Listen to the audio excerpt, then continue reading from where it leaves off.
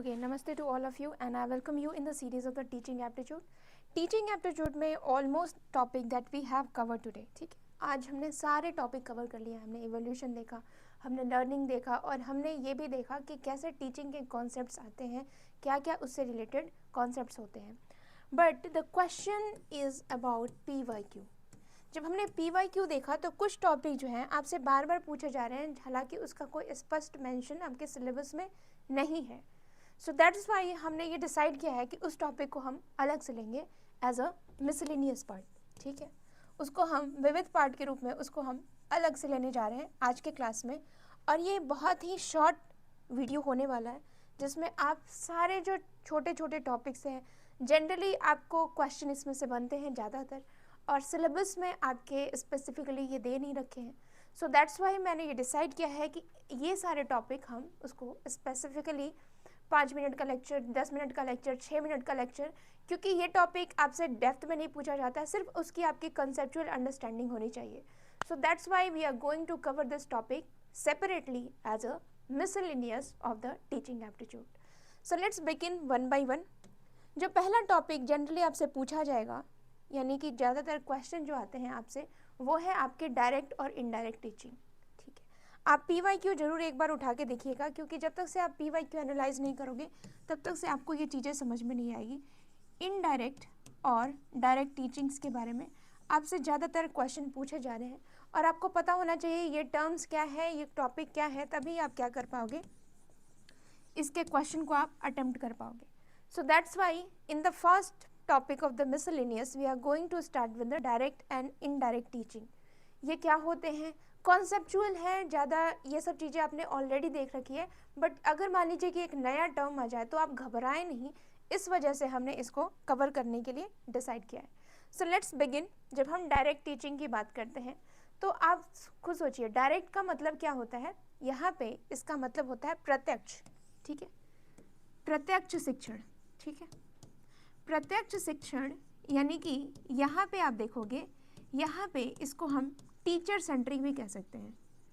Teacher centric. ठीक है, face to face. ठीक है, प्रत्यक्ष यानी फेस टू फेस टीचिंग. और ये किस में होती है, टीचर सेंट्रिक में. यहाँ पे टीचर की ऑथोरिटी देखी जाती है, यानी टीचर अपने हिसाब से क्या करता है, मेथड को मोल्ड करता है. और हमने आपको बहुत सारे मेथड बताए, teacher centric, learner centric, mixed method. इसमें क्या होता है, यहाँ पे टीचर का ज़्यादा वर्चस्व रहता है.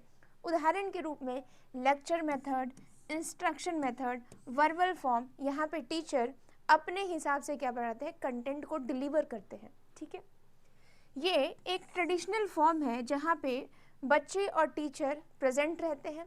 एक ये कहे कि प्राचीनतम विधि है पढ़ाने का. यहाँ पे आप देखोगे कि it's a common form. Generally हम इसको देखते हैं कि हर जगह ये यूज़ होता है, जहाँ पे मैटर को, मटेरियल को सिस्टमेटिक वे में आपके सामने रखा जाता है. इसी को हम क्या कहते हैं, डायरेक्ट टीचिंग.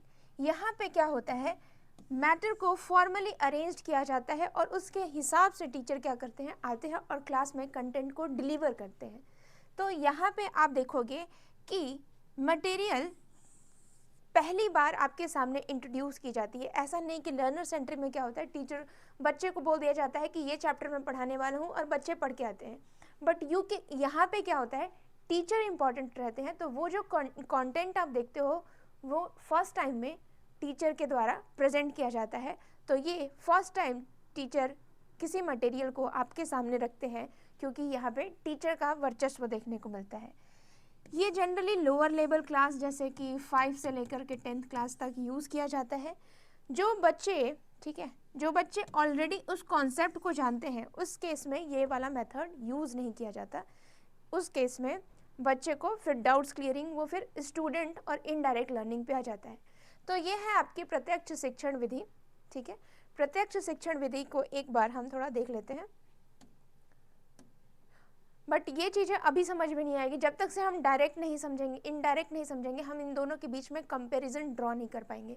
तो जब भी हम डायरेक्ट टीचिंग की बात करते हैं तो ये क्या होता है, शिक्षण को टीचर सेंट्रिक यानी शिक्षक को केंद्र में रख के बात करती है. ये फेस टू फेस स्टडी होता है. ठीक है, फेस टू फेस स्टडी होता है और यहाँ पे हम बात करते हैं it's mostly for the student who at lower level, जो छोटे स्तर के बच्चे होते हैं 5 से 10 क्लास के बच्चे, उनके लिए कारगर होता है। यहाँ पे क्या होता है, ट्रेडिशनल मेथड है एक तरह से आप कहें तो, ठीक है, ट्रेडिशनल मेथड है, कंटेंट पहली बार आपके सामने आता है, ठीक है,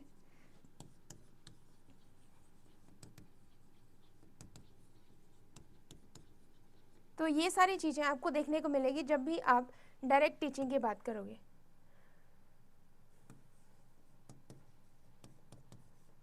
ठीक है, ये सारी चीज़ें आपको डायरेक्ट टीचिंग में देखने को मिलेगी। Now let's come to the indirect one. ठीक है, इनडायरेक्ट वन पे आते हैं। जब हम इनडायरेक्ट टीचिंग की बात करते हैं तो यहाँ पे स्टूडेंट जो होते हैं वो केंद्र में होते हैं। ठीक है, स्टूडेंट केंद्र में होते हैं, और स्टूडेंट केंद्र में इट मीन्स कि बच्चे ऑलरेडी पहले से पढ़ के आते हैं, और जब पढ़ के आते हैं तो वो क्या करते हैं, इंक्वायरी करते हैं, यानी कि टीचर से पूछताछ करते हैं, जांच करते हैं। इसमें आपको अलग अलग मेथड जहाँ पे स्टूडेंट क्या होते हैं, एक्टिव रहते हैं। ठीक है, यहाँ पे आप देख सकते हो कि जैसे project based, role playing, simulation, यहाँ पे स्टूडेंट का रोल जो होता है वो इम्पॉर्टेंट हो जाता है और स्टूडेंट बहुत ही एक्टिव हो जाते हैं। ठीक है, और जब हम इनडायरेक्ट की बात करते हैं तो स्टिमुलस रिस्पॉन्स बेस्ड होता है, यानी कि आपको क्या किया जाता है, बच्चे के अंदर एक मोटिवेशन रहता है कि वो क्या करे, इंक्वायरी कर सके। तो यहाँ पे एसआर मॉडल को देखा जाता है। टीचर क्या करता है, टीचर बस एक फैसिलिटेटर की तरह काम करता है। ठीक है, टीचर एक फैसिलिटेटर की तरह काम करता है, मेंटोर की तरह काम करता है, सारा जो रोल होता है वो बच्चे का रहता है। So now let's come to the topic. ठीक है, इनडायरेक्ट की जब हम बात करते हैं तो यहाँ पे कौन केंद्र में रहता है, यहाँ पे आपकी स्टूडेंट केंद्र में होते हैं। ठीक है, it's a student centric method. ठीक है, ये स्टूडेंट सेंट्रिक मेथड है। और यहाँ पे जब हम बात करते हैं इनडायरेक्ट में तो बच्चे क्या करते हैं, इंक्वायरी बेस्ड, इंक्वायरी बेस्ड जितने भी सारे डाउट्स होते हैं वो पूछते हैं। स्टिमुलस रिस्पॉन्स बेस्ड होता है। टीचर क्या होता है, teacher is just a facilitator, facilitator की तरह काम करता है, मेंटोर की तरह काम करता है। तो ये है आपका डायरेक्ट और इनडायरेक्ट टीचिंग में अंतर, मेथड में अंतर। आपको ये चीज़ें ज़रूर जानना चाहिए, बिकॉज अगर मान लीजिए कि कल को एग्ज़ाम में पूछ दिया जाए कि टीचर सेंट्रिक ना दे करके आपसे पूछा जाए कि बताइए डायरेक्ट मेथड क्या होता है, इनडायरेक्ट मेथड क्या होता है, तो आपको कंफ्यूज नहीं होना है। Both are the same concept, नाम आपको भले ही अलग अलग हो जाए बट आपको क्या करना है, कंफ्यूज नहीं करना है। So that's why I decided to bring this topic in front of you. ठीक है, आप इसको समझें, इसको जानें, और फिर उसके बाद आप देखें। एक चीज़ मैं आपको और बताना चाहती हूँ, हाँ यही है जो भी है। ठीक है, student centric, learner centric, face to face होता है जब भी हम बात करते हैं डायरेक्ट की। ठीक है, इससे क्वेश्चन भी आए हुए हैं, you can easily see the question. तो सारे क्वेश्चन आपको डायरेक्ट और इनडायरेक्ट से, तो बिल्कुल कंफ्यूज मत होइएगा, क्योंकि that's why we bring this up in front of you. So in the next class, what we are going to discuss, we are going to cover the other miscellaneous topic regarding the teaching aptitude, that is a Bloom taxonomy, and the question regarding to this has been continuously asked in the examination. ठीक है, so in next class we are going to cover the Bloom taxonomy. So stay tuned and keep learning.